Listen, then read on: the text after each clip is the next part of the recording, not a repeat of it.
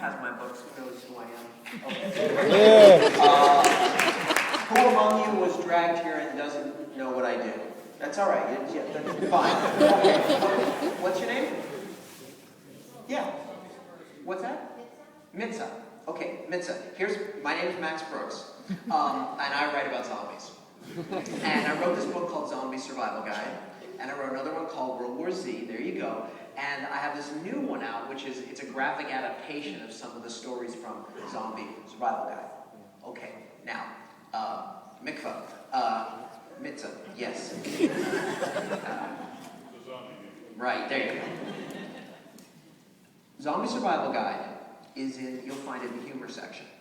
There's a reason for that we'll get into later. But just so you know, there is nothing funny about being killed and eaten by zombies. Okay? And that's what we're going to talk about tonight. How to survive. So this is your chance. I'm sure there's plenty of other entertainment in this town. Carrot Top, you know. Yeah! So you know why you're here. All right, let's get to work, folks. So, people ask me initially, why zombies? To which, obviously, the response is, duh. But you can't say that because we're here to save lives. So let's talk about why they are such a threat. The main reason is that they come to you. All right? Every other monster you have to go find. You have to go to the desert or the swamp or under the pyramid or the ruins. Who saw that movie, by the way? Ruins? Okay, those of you who haven't, oh, you saw, okay. Well, those of you who haven't, starts with teenagers in Cabo, and this weird German dude comes up and he says, yeah, there's the ruins and no one's ever gone to it. It's like way out there and no one knows where it is, and why don't you all go? And they go, sure, and then they go. And in my opinion, if you do that, you forfeit sympathy.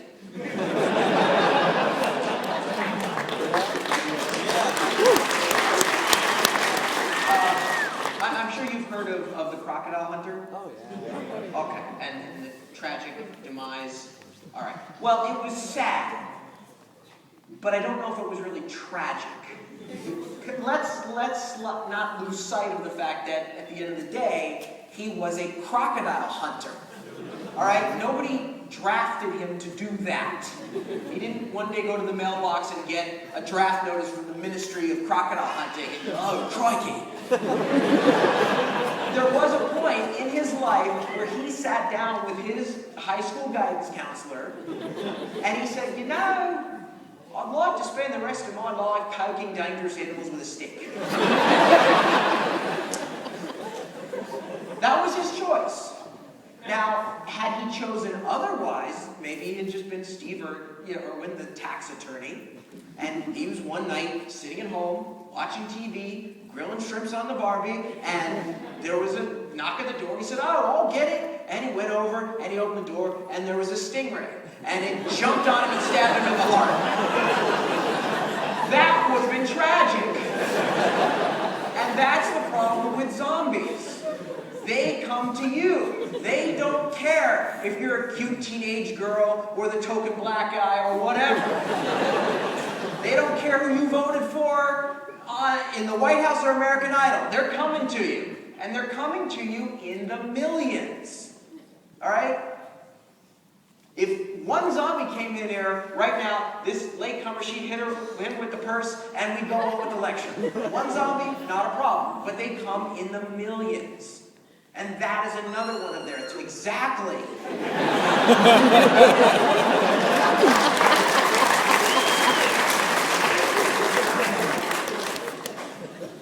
This is the problem with zombies. They are a global threat. And we live in a global society. And nowhere in the world, ironically, is this more prevalent than right here, in the middle of the desert, where there just happens to be a city for no reason. All right? This city depends on the outside world. More than most, but most do. And it's been happening a long time, all right? Obama had nothing to do with it. We've been global for a long time. Trade and dependency. And when the dead rise, that is gone. And we are going to need to have a whole new set of rules to survive. The first thing we need to do is divest ourselves of myths that have been propagated by the media. Who has seen, I don't know, the new Dawn of the Dead? The remake? Yeah, okay. Who's played Left 4 Dead, Resident Evil? Okay.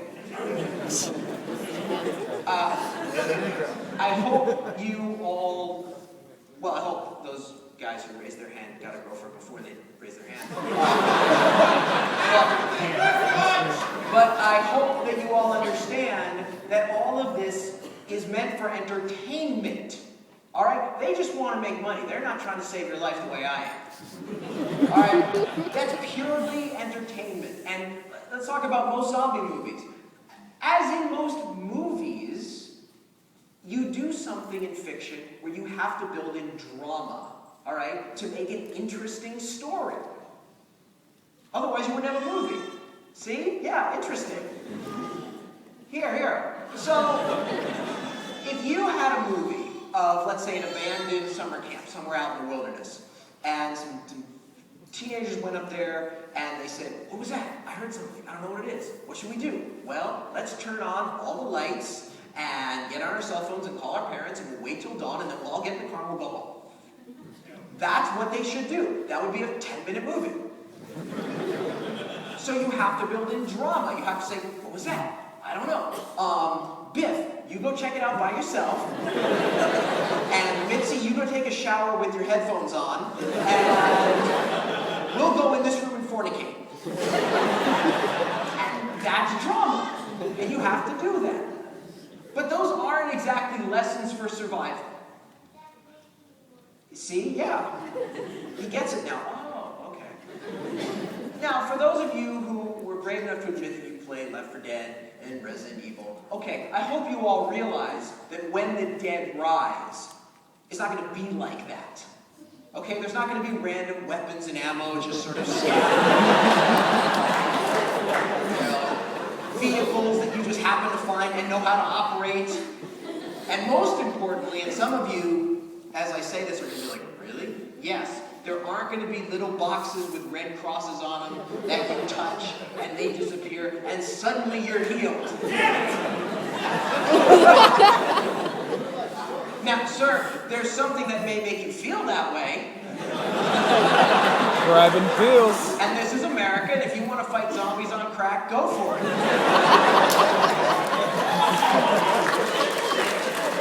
But this is what I'm talking about we have to get real and we have to get logical, okay? And unfortunately, many of the tenets of undead survival may seem unpalatable because throughout human history, many good, decent, logical ideas are hijacked by extremists and perverted to such a point that not only are they so repugnant to most of us, we've forgotten where they originally came from in the first place.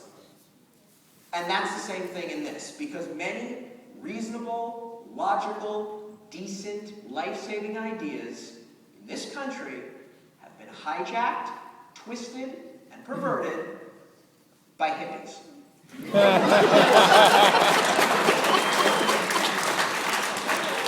Those filthy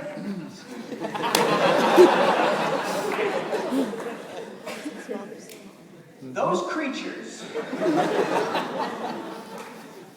If I say to you, well, now things have changed. Thank God we're getting away. But if I had said to you 5 years ago, if I had said, "Hey, energy from the wind and the sun," you would say, "Oh yeah, from Mother Earth, man, woo." And if I had said, "Hey, food, it should come from where we are, and when we grow with our hands," you'd be like, "Oh yeah, growing like the hippies.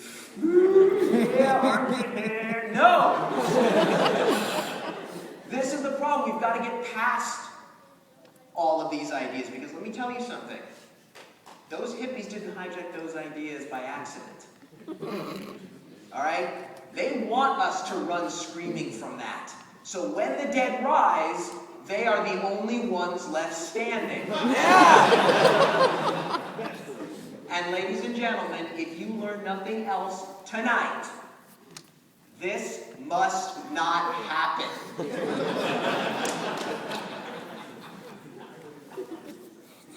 So this is what I mean about thinking realistically. For example, can someone shout out what's the most important asset you'll need in a zombie outbreak? Shotgun, yeah. You guys live in a desert, come on. Sir, that's beer.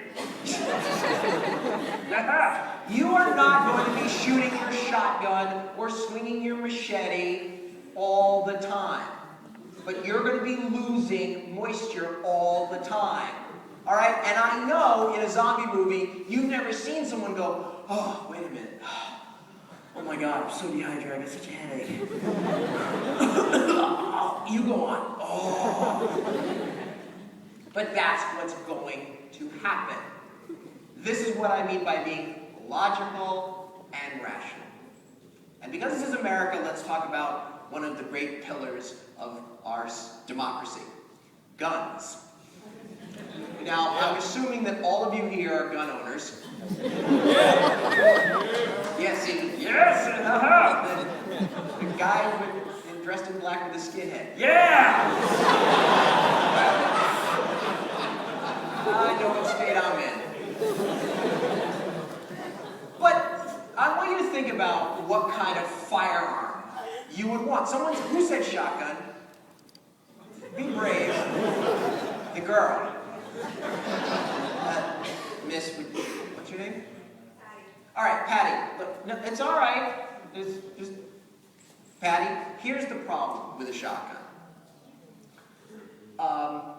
Patty, guns don't kill people. And people don't kill people either. Bullets kill people. All right? And the problem is the gun isn't a weapon, it's just a launcher. All right? The bullet is the weapon. And so you have to think, how many bullets can I possibly carry? All right? Patty, there's 300 million Americans. Okay? I don't know how many Mexicans. All right?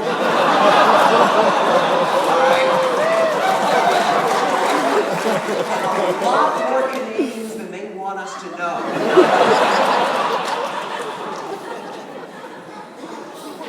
So when you put all of that together,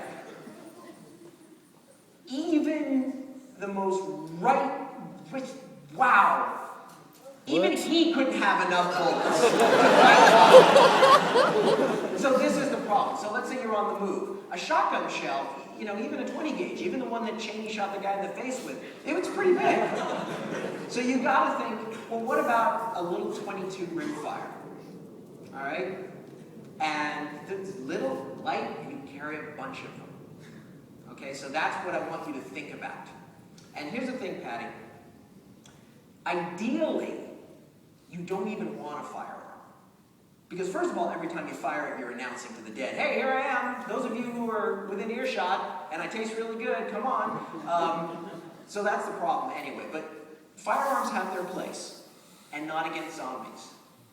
Because when the dead rise, there's going to be another threat, at least in the initial outbreak. And that threat is America's greatest natural resource, the Yahoos. Yahoo! And they are people who just cannot wait to shoot everybody in the head. And they've been waiting for this for so long. And they will be out there shooting at everything that moves. And they are not going to ask you. They're not going to say, Patty, are you alive or dead? They're just going to blow you away no matter what. So that's why you have to be ready for them. Okay, so think about this. Guns, not for zombies, but for Ted Nugent.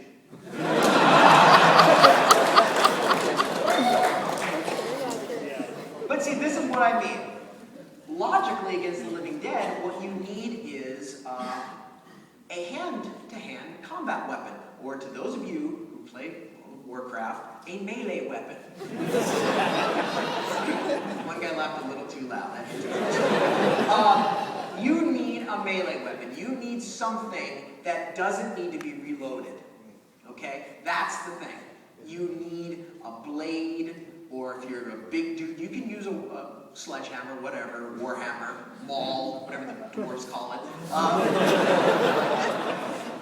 But the thing is, when choosing one, you've got to be very careful, because a lot of these weapons that you see, you know, if you go online and, oh, a falchion, whatever, a rapier, a scimitar, those are not meant to be used, okay? Those are made for young men who live with their parents, who put it up on the wall, and somehow have this fantasy that if they ever do meet a woman and bring her home, she will be impressed by that. So stay away from those, even the ones that say battle ready, okay? Some of you right here have something that I know that's battle ready. No, it's Renaissance Fair ready. So stay away from that stuff. And then you're probably asking, well, then where do I get my warhammer, or my battle axe, or my scimitar? Well, the good part is that most hand weapons, before the advent of gunpowder, were not weapons. They were designed to be tools. All right? Most people who fought in wars were not knights or samurai or these elite people. They were just peasants. And they only had one thing that they had to work with all day, and then they got drafted, and that thing became a weapon. All right? At some point in the forests of primeval Norway, Bjorn Svensson was chopping a tree, and you know, Knud Hansen said, you know, Sven, we gotta go, this is a raid, and he was like, oh, I don't have a weapon, oh, Odin's balls! And Knud was like, hey, Sven, careful with that axe, you can hurt somebody. And he was like, oh, yeah. And the battle axe was born. So I was like, yeah, okay. So the moral of this is, when you are looking for your melee weapon, do not look online or at some of the knife shop in the mall, okay? Just go to Home Depot. You want a battle axe? They got an axe. You want a warhammer? They got a warhammer. You want a sword? They got a machete. And these things are all meant to be used. And ladies, if you do go to a young man's house and he has a machete on the wall and he wants to impress you with it, that's a deal breaker. So that's what I mean about hand weapons. Now let's talk about the other great pillar of our society, the motor vehicle. Okay? I'm from LA. We practically just built the city out of cars. That's just all we have. What do you think would be the ideal motor vehicle? Oh, see, there we go. Legs. Yours? Okay. You need to build a car out of legs. Okay. No, but that's a very good point, because here's the thing about motor vehicles. How many people here are licensed mechanics? You and the baby. This is what I mean. Cars have moving parts, a lot of them. And it only takes one to break, and then you're out of luck. Cars also need gas. Now in LA, people go, well, I drive a hybrid. Great, you can go twice as far, and then you run out of gas. Because that's the problem. Car, gas. Out of gas, feces out of luck. And until they invent a car that runs on fear,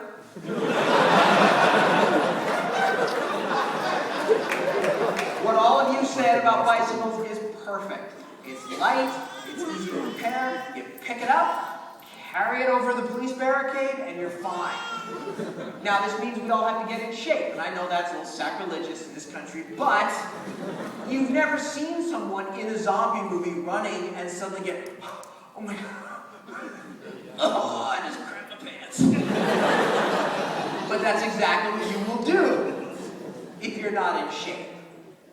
Okay? You can't cram for a zombie outbreak. You got to start prepping now. And that's what I mean.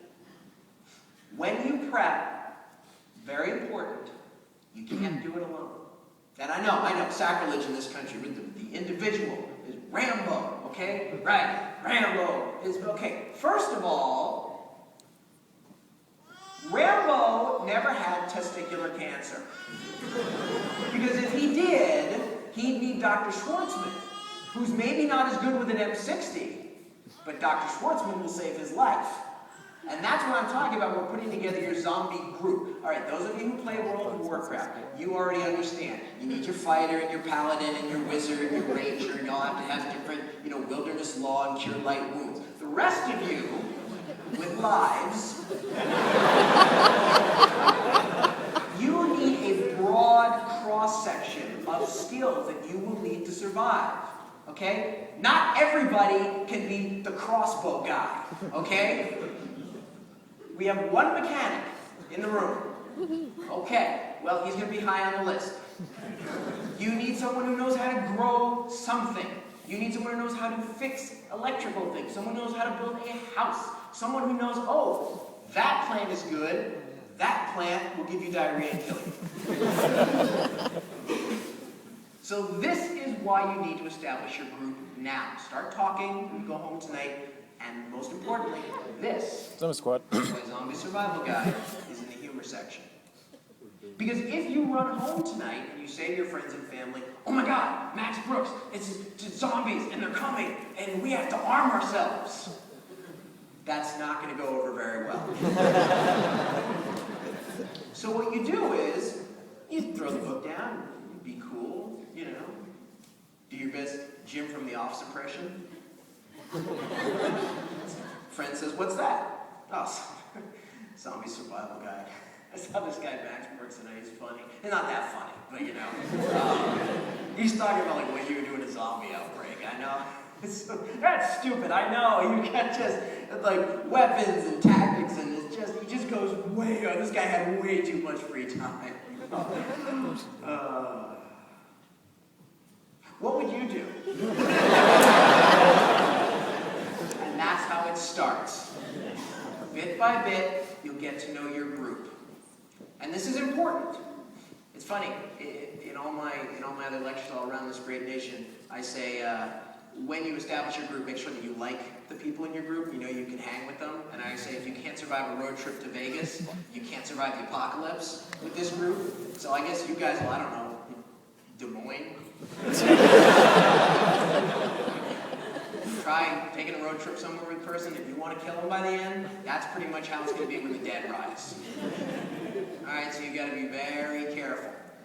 And this is and ladies, this is very important for all of you. Alright? There's going to be a lot of men who's going to start talking to you, wanting you to join their group. And you may not have usable skills. And they don't care. And if that's okay with you, great. But just be warned. So this is what I mean. Now, people say, where are we going to go? And I want you to get away from what's called first thought. And what I mean by first thought is the first thing that pops into your head. Oh, well, I'll just go to Costco. And yeah, I'll just barricade it, and I'll have all the food and iPods, and I'll just play Nintendo while everyone outside dies.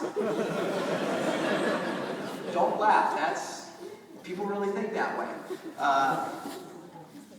The problem is if you think of it first, so has everybody else.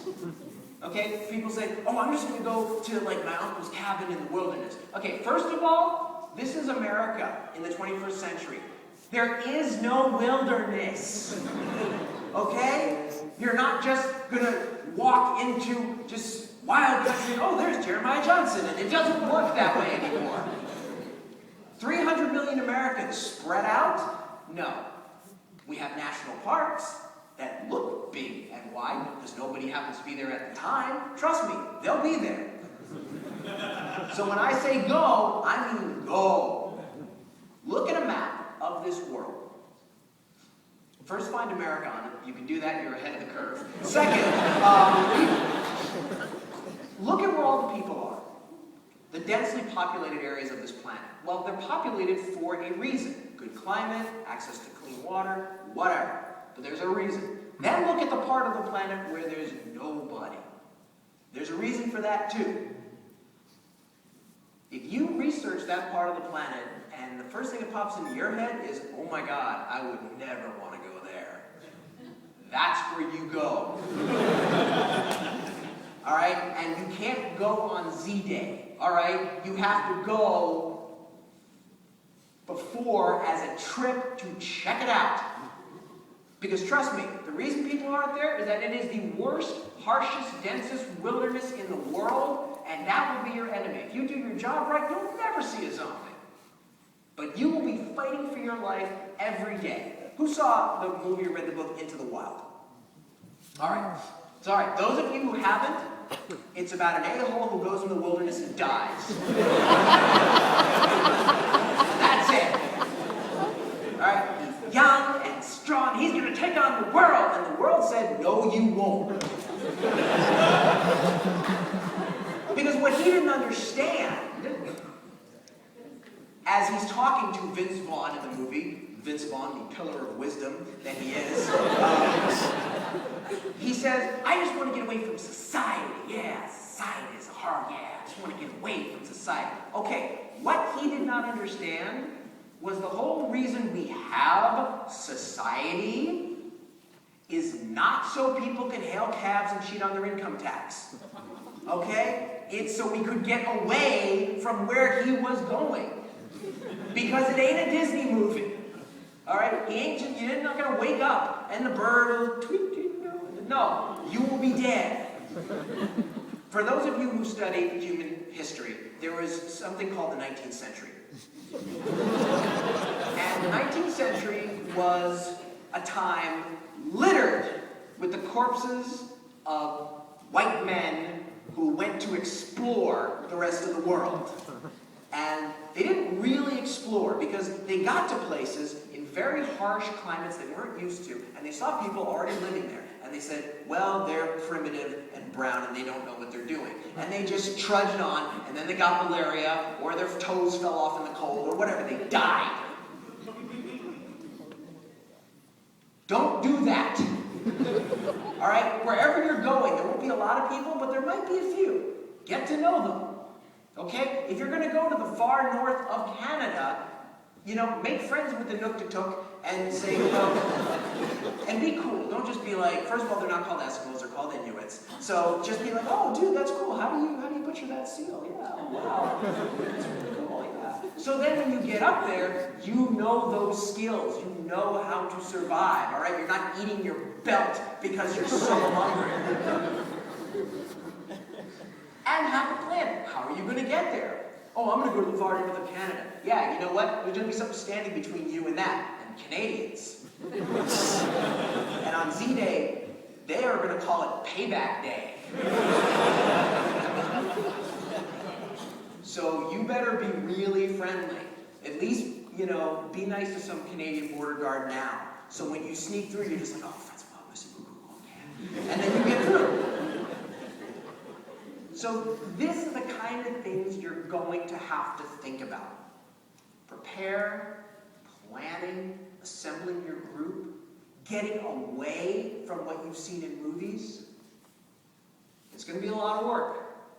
And I'm sure you all have a lot of questions. But the time I've got now, I'd like to open up the floor to your questions, if you have them. Who's going to go first? Wow, you have no social anxiety disorder. Well, what would you do if you got bit by a zombie? What would I do? Yeah, what would you do? Kiss my ass goodbye. Next question. In the back. What do you think about fast zombies? The question is fast zombies. Okay, what's your name? Mike. Mike, okay, Mike, there's a logical explanation for both. All right, slow zombies are based on the hypothetical scenario of necrotic flesh operating under extreme pressure and mobility. All right, and fast zombies suck. Anyone else? Yes. Where are you going? Because I'm following. Where am I going? Next question. Yes.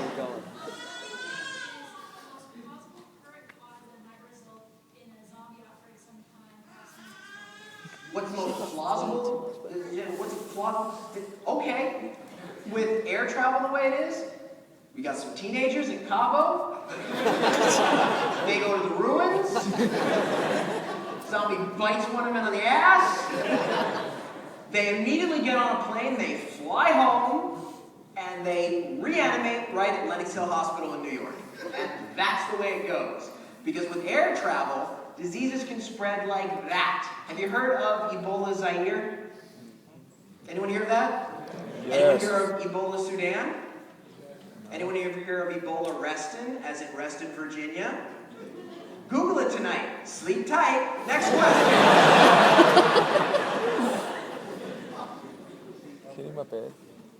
Yes. Is World War Z going to be a movie or a TV series? Ah, yes, that's a good question. Is World War II going to be? Yeah. Sir, your guess is as good as mine. let me explain something. Here's how it works. There's the executive producer. Actually, above him, there's the guy who runs the other corporation that owns the studio. Executive producer, producer, director, actor, another actor, actor's agent, the guy who does the lighting, the cinematography, and the sound, and the craft service table, and the guy who cleans up the porta potties, and then there's the screenwriter, and then there's the guy that wrote the book.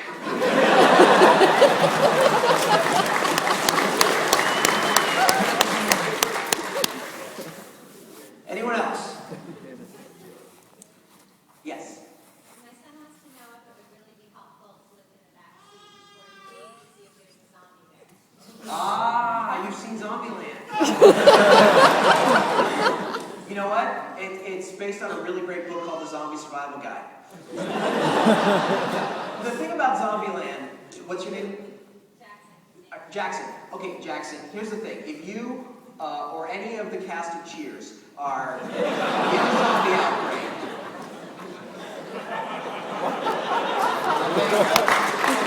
the zombies are not gonna hide. All right, they don't do that. Okay, they're just. If you go up to a car, there's gonna be a zombie trying to get out, going smearing his tongue on the window. All right, they're not smart enough to be like, I'm just gonna That's, I don't know, vampires or something, whatever. Anyone else? Yes, sir. What are your top weapons in zombie outbreak? Oh, top weapons in zombie outbreak? Perfect. What's your name? Zane? Well, Zane, yeah, we've met. All right, now Zane, listen. Here's Zane. You gotta think about what you could handle. Like, I personally probably wouldn't be good with a sledgehammer. Okay, I just don't have the bulk for that. So for me, I'd probably use like a machete. But in your group, Zane, and you've got to assemble your group. You know, they got to have, you know, like a crossbow guy. Then you got to have your medic. You know, like G.I. Joe. Everybody's got to have a code name. Now, here's the thing, Zane. It's really important. Obey the law. Right. He's read that chapter. Here's the thing, Zane. Cops, a lot of times, the government in general, tend to be the last to know. So the problem is, Zane, if you run into some zombies, all right, and you just start lopping their heads off and then the cops roll up on you, all they're going to see is a bunch of human bodies, basically, with their heads missing. And if you're like, oh no, officer, zombies.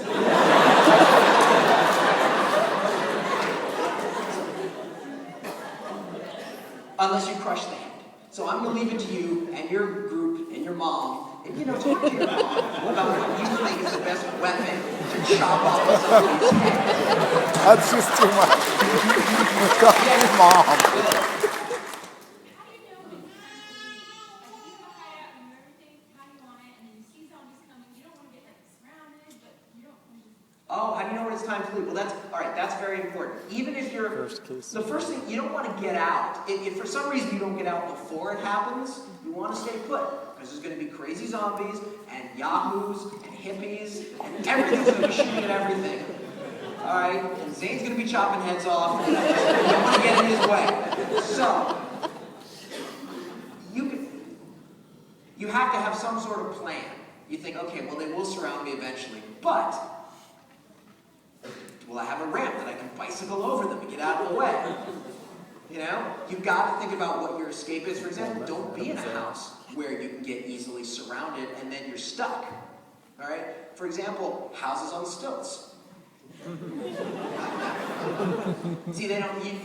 You guys don't understand. See, in the rest of the country, there's this thing called groundwater, and sometimes they have floods, and there's a lot of houses up on stilts. Things like that. You know, is there an underground passage? If not, build one. So then you know when it's time to get out. Someone said mobile homes.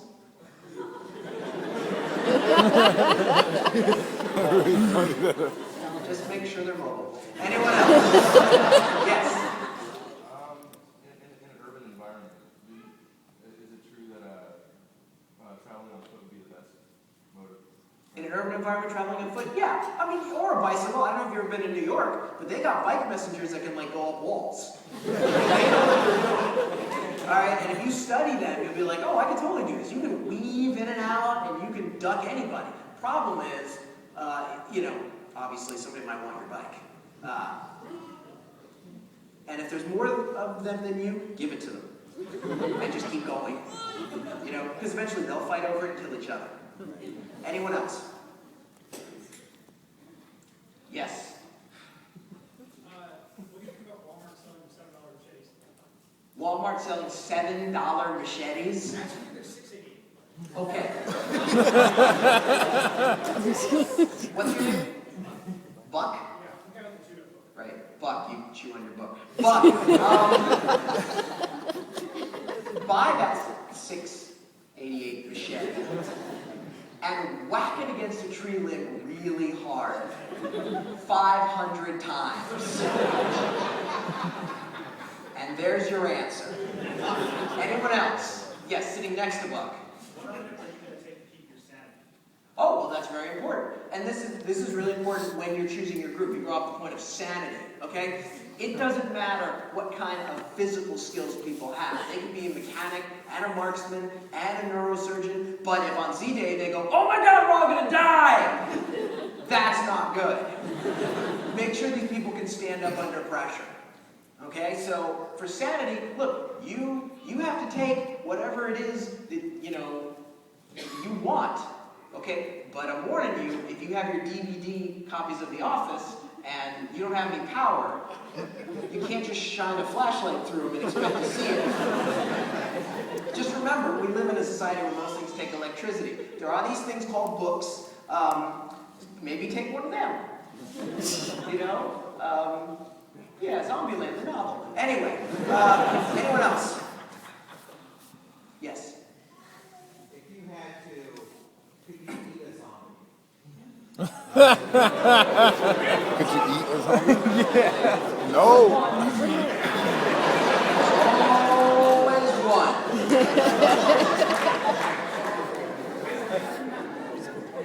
Sir, what's your name? Right, Connor, we spoke before. I never got your name. Hi, Shelby. Did you hear how loud that was? That was awesome. Shelby. This is America, so everyone's entitled to make their own choices. When Z-Day happens, if Connor wants to take a big old bite out of them before they take a bite out of him, let him. And see what happens. Anyone else? Yes. For training purposes, what would be the best zombie movie to watch? Oh, for training purposes? Oh, easily. Anything by George Romero.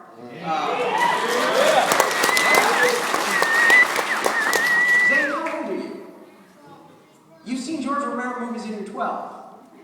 He's really taking your book. Nice. Mom!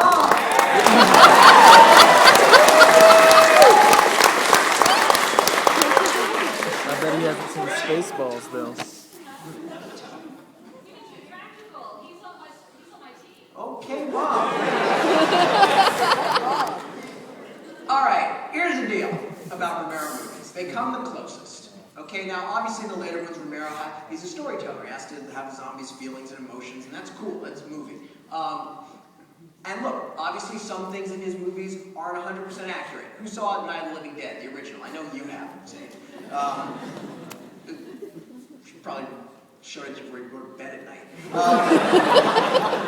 But remember in Night of the Living Dead where the guy throws the Molotov cocktail out the window and it explodes, you know, and it gives people a chance to run?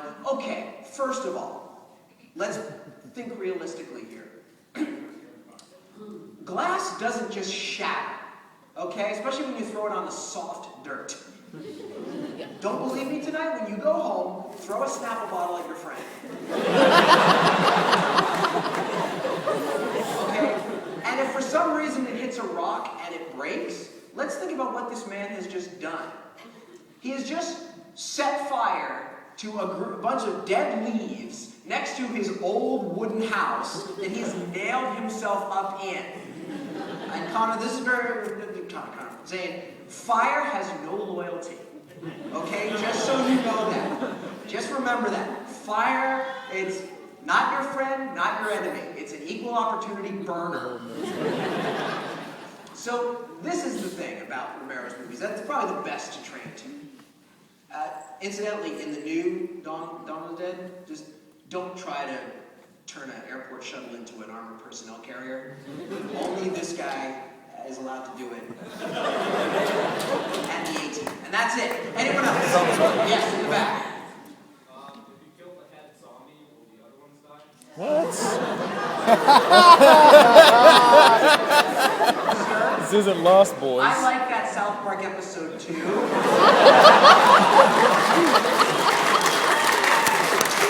We'll save that discussion for another day.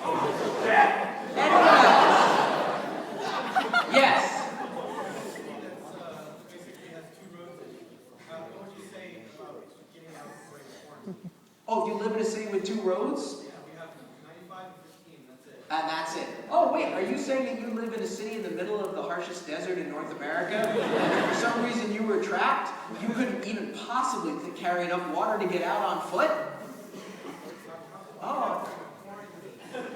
Well, if you're in a quarantine, don't try to leave. We're called a quarantine. Stay, go to a show, watch Carrot Top. Wait, do whatever it is you gotta do.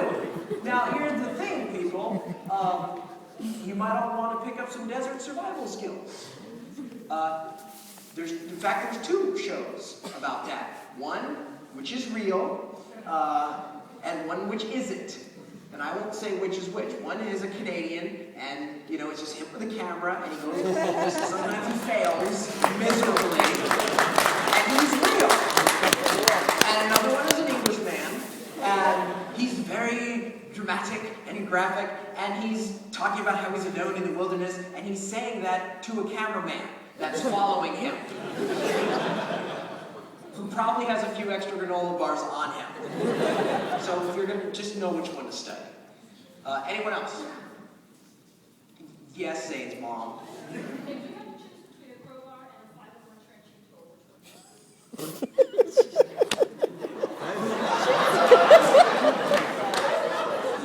Happy Mother's Day, Zane. Well, ma'am, you see, it has to do with your physical strength versus your physical comfort level. I'm saying that, some people emotionally just aren't comfortable with an entrenching tool. Both are very useful, so you might want to, since there's going to be a group of you, one can have one and one can have the other. Yay. In the hat.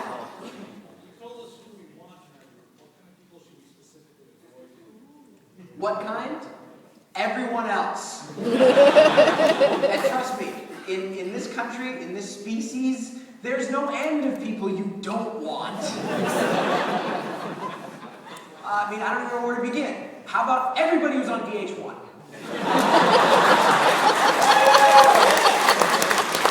Yes, sir. What's the largest group you should have? This way, if you have too many, it's hard to feed, hard to Right. take care of. Well, it actually, that's a good, I would say about 10, but it's fluid. It depends on if there's an extra skill. You guys remember in the new Dawn of the Dead, where coincidentally, a nurse and a cop and a guy who owns a boat just happen to all be together. See, that's not the way it's going to work. All right, so let's say you got your group and you pick up some stragglers, okay? And somebody's like, yeah, I'm a helicopter pilot. You're like, okay, cool. And some guy's like, I'm a hedge fund broker from Wall Street. Okay. You make the decisions you need to make. And then incidentally, if you happen to run across some hippies, you know what to do. Yes. Shouldn't you have a couple of those hedge fund brokers just to like, Oh, there's always one. There's always one who says, look, we know what you're saying. Should I bring along delaying bait? Okay. Now listen, I'm not, this is America. You make the choice you want. Just stand up. What's your name? Big. Okay, just so you all know, if you're on his group, he's recruiting bait. You can sit down. Just so you all know. How are we doing on time? What time is it? Quarter to 8. We're at 15. Yes, in the back. Do you believe that zombieism is primarily virally based? And if so, do you think that non-hippies might be developing a vaccine? Oh, the non-hippies might be developing a vaccine against the zombies? Maybe. But if they do have a vaccine, well, then it'll probably get debated in Congress for 17 years, and Glenn Beck will say it's socialism, and then someone in Congress will go, "You lie!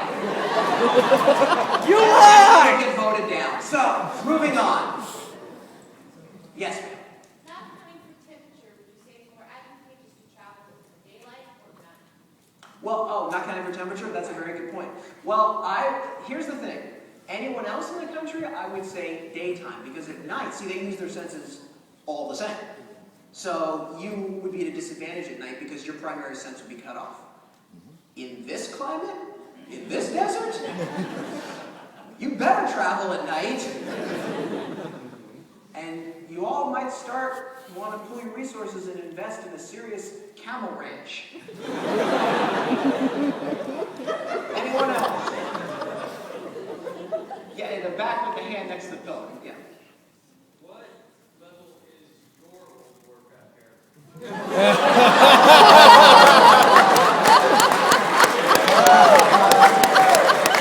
He knows way too much about Sir, I play Lord of the Rings online.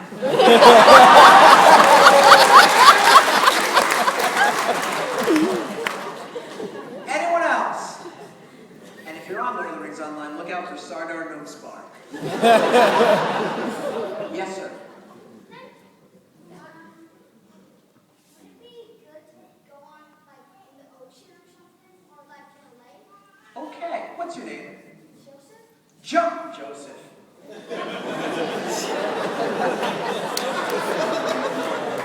Joseph, you got it. Zombies don't swim. Sometimes they bloat up with gases and they flail around in the water. But lakes aren't as cool because they can climb up your anchor chain. But yes, Joseph, learn to sail. Think about getting a sailboat. Is that your father? Okay, sir, sailing classes, trips to the coast, boats. So when it happens, Joseph, you will be ready. You will sail. Yeah. Oh, no. Joseph made a really good point. Should I go to an island like Tahiti? See, Joseph, that's called first thought. That's where you thought, oh, a tropical island. I'll just go there and eat bananas and coconuts. It'll be cool. See, the problem is everyone else has thought about the same thing. An island, yes, Joseph, but an island no one wants to go to. Tonight, you and your dad will look at a map, and he's going to show you an island called Svalbard. Nobody goes there. Alright? And you'll learn a little geography, and so when it happens, you can take your family to Svalbard and brush up on your Norwegian and your Inuit. Anyone else? Yes? When do we get our next book? Oh, will I write our next book? Well, that's a very, very good question. Look, sir, I have another graphic novel coming out, not zombies, so you'll probably hate it and whatever. And then I'm writing a comic book series right now for G.I. Joe. And trust me, I can tell you what my catchphrase was that Hasbro wouldn't let me publish, which is, this time people are going to die.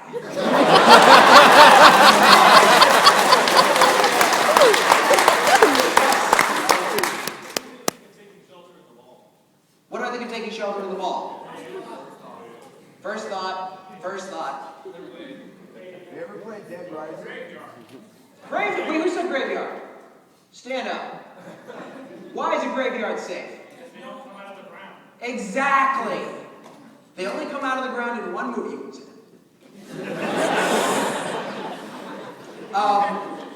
In one movie do they come out of the ground. The worst zombie movie ever made. Return of the Living Dead. The minstrel show that set us back a century. The movie that did for zombies what Adam West did for Batman.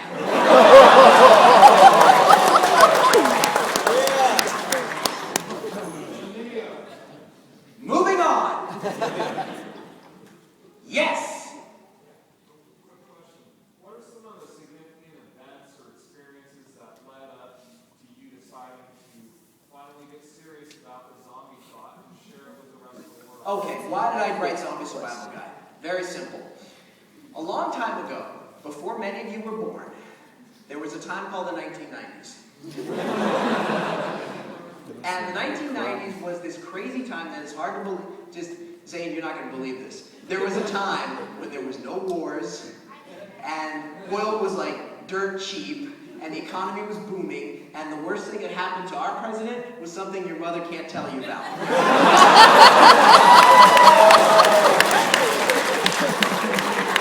But during that time, Zane, there was something called Y2K. Okay, and Y2K was this thing that everyone was afraid of, that like when the clock struck midnight, 2000, suddenly like the nuclear missiles would launch and they'd land on the banks and people would just go crazy and Prince would write more albums and it was just and I'm not talking about like crazy Utah survivalists, or I'm talking about like grown-ups with jobs and lives who are actually buying canned goods and land in Northern California, wherever, and generators, and all these survival guides were hitting the shelves, and they were getting crazier and crazier and crazier. And there were, I mean, literally, what to do when the food dries up, and the oceans boil, and there's an all-out race war, and the Amish take over, whatever. People were running out of ideas, like, by, December 1999. So, there wasn't one for zombies. I was like, come on. I'm worried about a financial meltdown. That's never going to happen. Come on. But zombies. So I sat down and I was not only blessed with the wherewithal and foresight, I was blessed with copious amounts of free time. And I sat down and wrote Zombie Survival Guide, and that is how it came to be. We have time for one last question? Yes. God damn it, Ed. Given that we're in Vegas, what would happen if, one, I threw a zombie into a neon sign and electric shocked it, or two, maybe I threw a zombie into a beer cooler and freezed it? Would either of those things work? So you're gonna grab a zombie.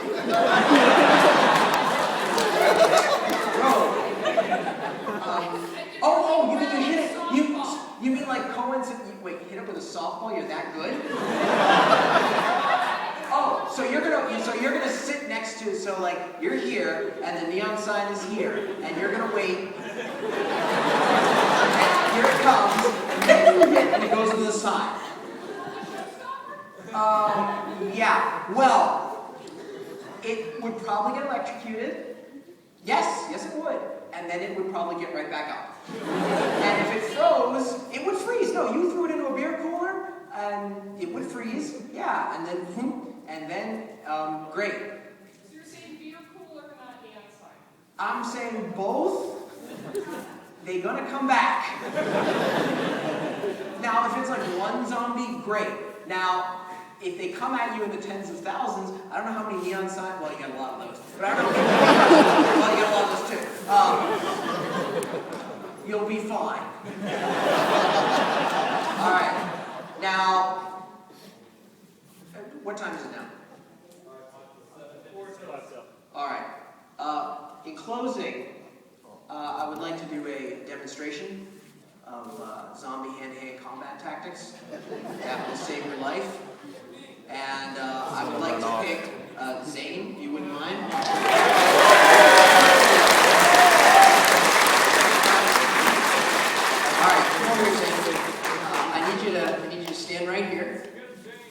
Now, when I give the go-ahead, I need you to, you know, shamble and Romero-ize and come out. Can you do that? All right, not the sprinting, because we all know that's fake. Wait till I'm ready. Okay, are you ready? All right.